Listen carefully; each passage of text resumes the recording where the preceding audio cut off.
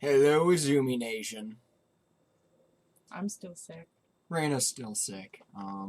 but I'm doing this anyway. We're at part 3 of the Labor Day Mad Max movie marathon. Mm-hmm. Mad Max, the Beyond Thunderdome, aka Mad Max 3. The most quoted. The most quoted of the movies. The 2-man enter, 1-man leave. I know that. I know Tina Turner's in this. That's all I've got right now. All I know is that it just made me want to turn the summer camp into this giant gladiator arena for the Cub Scouts to fight each other for lunch. Yeah. We That was a joke between staff members. It was brilliant. And no one on staff had seen that movie. It was really depressing, actually. So we're gonna actually find out what we were talking about Yeah, and yeah. see if we were terrible people or not. So yeah, Tina Turner at her, when she was so culturally relevant. Bit of stunt casting there. This is the one most people say is the weak link out of the series. So. Well, I know people can be very, very wrong. This is true. If the last one was any indication. Who knows? I think no matter what, I'm gonna have fun. Because that's kind of how it's been for this series and me, is that It's pun totally intended. It's been a ride. Yeah. It's a rough ride. It's gonna be hard for this movie to let me down. It's a good kind of rough ride. Mm-hmm. If your expectation is like 3 inches off the ground, then there's nothing but to be ecstatic about it. Well, the thing is, like, I've been having so much fun with these movies that I just don't. I don't know if this one can really let me down that much at this point, because, like, I don't know. The first one in Fury Road blew my mind. Road Warrior, I was okay with, and I enjoyed. So, whatever this one has to offer, I'm sure I'm going to be entertained by something in it. Yeah. That's where I'm at. So we look forward to talking to you after Mad Max. The sun sets. After the sun sets. This is the first time we recorded something where it's light out. Well, I think it's time for us to get beyond Thunderdome. Beyond Thunderdome. I can't go beyond.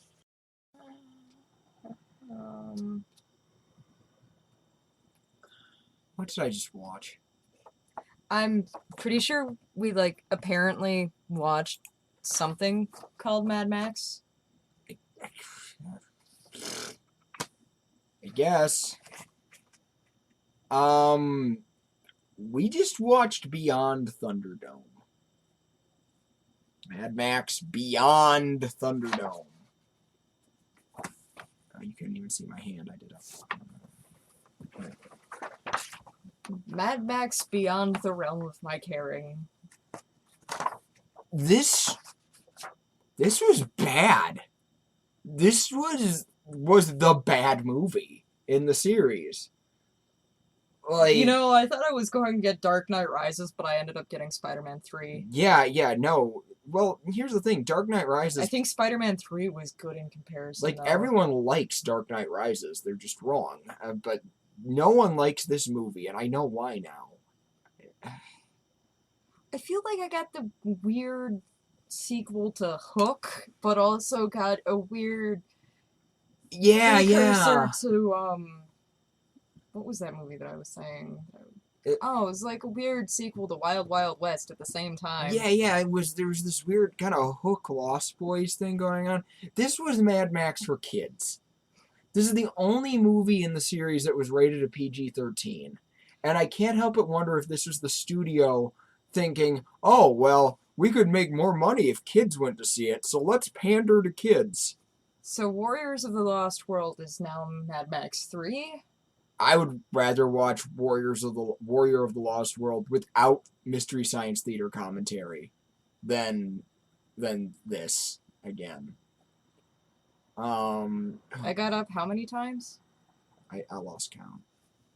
I got up one. You paused one time, and I was like, why? Why did you I kind of pause? drifted in and out at the beginning, like. You missed the part with plot. I don't know how to. So, the first probably 2/3 of this movie don't even feel like a Mad Max movie. Where are the cars? Where are the cars? Yeah, Where Max is in a camel. There's a desert. Driven wagon made from a car. This is the only one where I'm going to describe the plot because I want to try to make sense of it by saying it out loud. You're just gonna hurt yourself.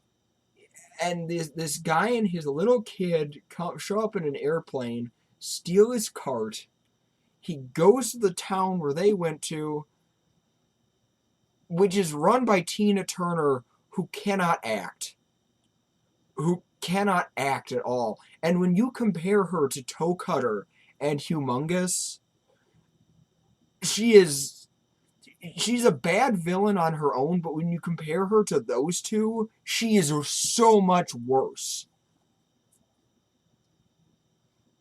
Compare her acting to Wes. Wes was not phoning it in comparison. God, she's... And Wes was cackling, going, I don't know, it was like... Well, like... That was most of his dialogue. Like, there were really memorable...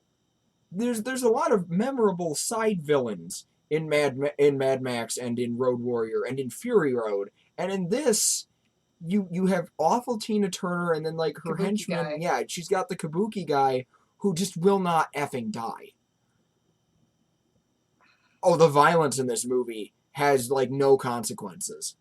None. Like they do that. The one guy dies. They do that awful slapstick violence thing. Because that's so much better than, actual... Yeah, for all my fans, I'm guessing that I have a demographic that have seen the old live-action Teenage Mutant Ninja Turtles movies.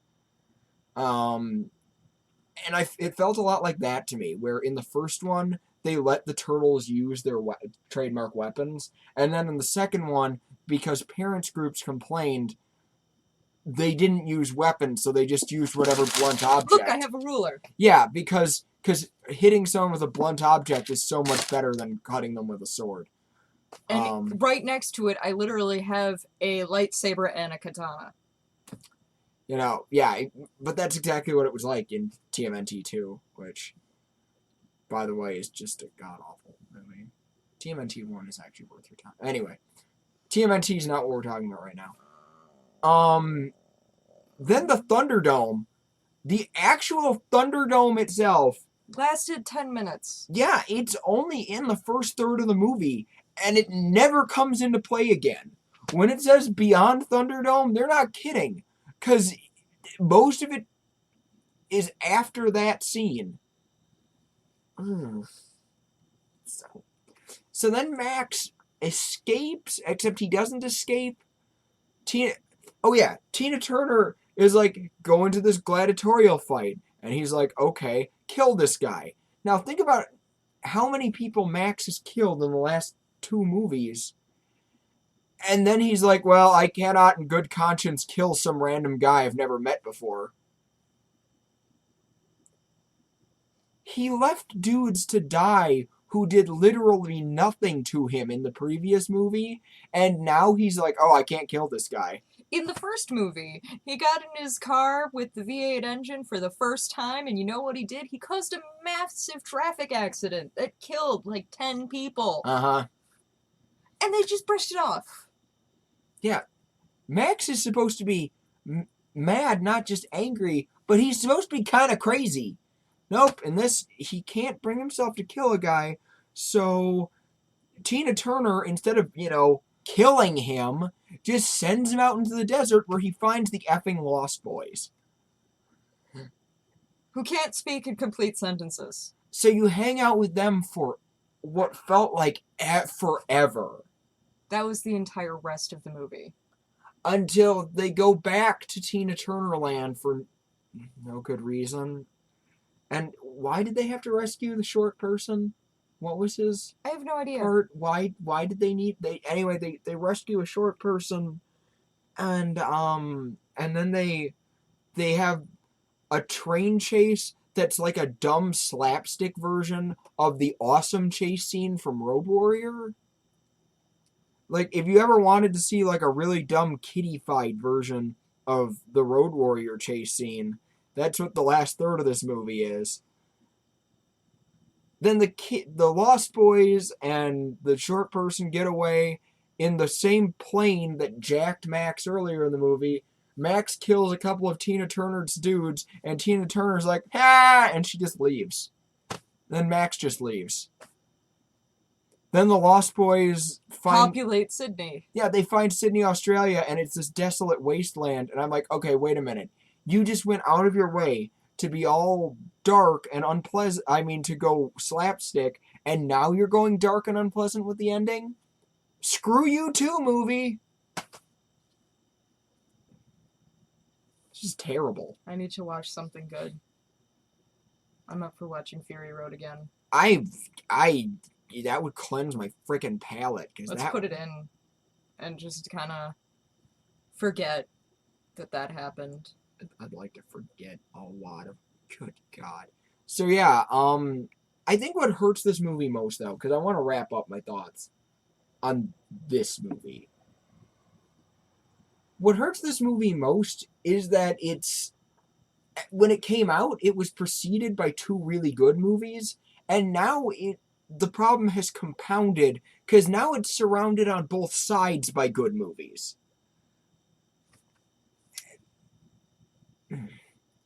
The premise of the Mad Max movies is literally Max stumbles into the plot. Uh-huh. But there wasn't even really a plot. There wasn't even a plot to stumble into. This one was just like, he's anecdotal. He doesn't even have a purpose within the plot that he stumbled into. I'd honestly say, if I was gonna recommend a viewing order, and I need to rewatch Fury Road before I solidify this, I'd almost say just watch the first two in Fury Road. Skip. Thunderdome. It's not... Unless you're like a completist like us, where we're like, well, we might as well watch it. But... Things to do instead of watching Thunderdome. Watch Gundam After War Gundam X. It's Mad Max meets Gundam. It's way better than whatever Thunderdome was. God. Actually, I think I might try Trippening. Trippening might be a better experience. Well, to quote a certain guy stranded on a satellite in a jumpsuit with two robots, can't we all just get beyond Thunderdome? I'm beyond it. What movie did I just watch? I don't know. My head hurts. Hook 2. So we are going to wrap up the Mad Max retrospective with a second viewing of Fury Road, where we're just going to talk about the series as a whole. And explaining what we did and didn't like after we actually get that perfect bookend here and can actually see the self-referential pieces and narrative story elements that we didn't have when we went into Fury Road. And from what I can tell, both the first Mad Max and Road Warrior have made Fury Road already a better experience. Yeah, this is good. This is definitely going to be one of those ones where it's a great movie on its own, and when combined with its predecessors, it's just going to be it's going to be even better than it was on its own. I don't think that this awkward Lost Boys movie has anything to do with the Mad Max franchise, except for the fact that Max Rockatansky is in it, because Max Rockatansky doesn't have his leg brace. Yeah, that was weird. He's got like a knee pad, and he starts limping more than halfway through the movie. Yeah, the leg brace is gone. If it's not rated R, I don't even want to. Yeah, I don't even want to count it. All the good ones are rated R. I blame the other George. Hard R rating. Yeah, there were 2 directors on this movie. There had to have been creative differences. And there's no way there weren't creative differences. And I think I might save this for the retrospective, like a more in-depth thing, but there has been a lot of, in the ones that are good, explaining why it's bad to be violent towards women. Oh, yeah, and why you need to respect all humans equally. That's a major, they're... And I got none of that in this. I do think George Miller grew up a lot as a filmmaker, since the main female role in the first movie is Max's wife getting fridged. But I think there's what offended me most about Thunderdome is that in the previous 2 movies, violence had a real, tangible, awful consequences. And in this, it went between slapstick and silliness. It didn't have real weight. Oh, you just punched that guy in the face with a frying pan? Yeah, hit guy with frying pan. Now you get his car. Up, the kabuki guy keeps falling down and getting hit by stuff off the train, but look, he survived. I was expecting to have some sort of interesting narrative with Skull Kid. Nope, and I got nothing. He was just some weird mute Skull Kid. So yeah, that was Thunderdome. That was So what would you say? For me, my ratings right now are the original Mad Max is an A. I think original Mad Max is an A+. Okay. Maybe I'd agree with you there. Yeah, I'd give the original Road Warrior is kind of a B+ for me. I agree. I would give it a solid B+, because it did maybe an A-. It's a very good movie. It's not nearly as good as its predecessor, but it's a very good movie. Beyond Thunderdome is an F- with a 3%. Ouch. I would just give it an F. F-. There were some okay. Occasionally, an okay thing would happen. That's why I gave it 3%. Oh, okay. But yeah. And Fury Road is a solid A. Yeah, I would agree with those rankings. It's F-. Like I said, Thunderdome is hurt so much by the fact that it's surrounded by really good movies. If it would have been a standalone one, not associated with the franchise, and just kind of randomly had Mel Gibson wearing all leather in it, yeah, if it was would have been probably okay. If it was just a weird 80s movie, I don't think I'd be nearly as harsh on it, but it's not just a weird 80s movie. It's a weird 80s movie called Mad Max. Yeah. And it's not. That's the last thing I wanted to talk about. The music. The music in the other Mad Max movies, they worked really hard to have it not date, like, what period it's from. But no, this is Birds of Prey bad. Yeah, you have Tina Turner singing about the Thunderdome for your closing credits, and your opening was also, a pop song. I was going to say Smallville. Yeah. But I went Birds of Prey. Ooh. But, yeah, this dates itself so bad. It's, it's unmistakable. Like, you can tell that the other ones are old movies, but they don't have music that's like, this is strictly 80s. Can I use a reference here that, kind of makes sense here? Go for it. It's almost like Batman 89, except Batman 89 managed to do it in a way that dated it in a good way. Yeah, Batman 89 is one of those few movies that can get away with the really dated soundtrack. And I think it's that it felt like when Prince did his 2 songs about the Batman, like, it really felt like he cared about those movies. Mm-hmm. And, like, everything about that was totally unironic love. Whereas here, Tina Turner has no idea what she's singing about. Tina Turner didn't even seem like she wanted to be there. It's so. It was just. I've never seen a chainmail hockey outfit. It was stunt casting. It was just unabashed stunt casting. Like, oh, Tina Turner's having her, her comeback, so she's in the movie for some reason. So yeah, we've gone on more than long enough about how terrible this movie is. We'll talk to you guys later. Good God, Thunderdome, keep on spocking, please, in the free world. Don't watch Thunderdome. No.